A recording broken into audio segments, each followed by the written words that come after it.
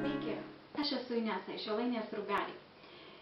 Šiame video aš jums papasakosiu apie rožinę ir žydrą spalvą krikšto drabužėliuose.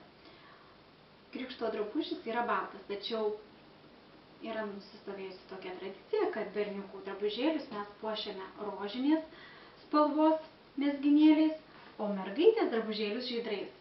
Kodėl žydrais? Todėl, kad tai yra siejama su Marijos žydru apsiaustu.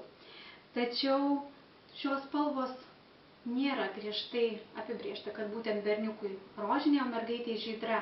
Bažnyčia griežtai nenurodo šito, tai yra tik žmonių pasirinkimas. Todėl galime naudoti labai laisvai, kurią norite spalvą, kaip akcentą savo krikšto rūbeliuose. Daugiau informacijos galite rasti tinklalapyje www.jolainesrubeliai.lt.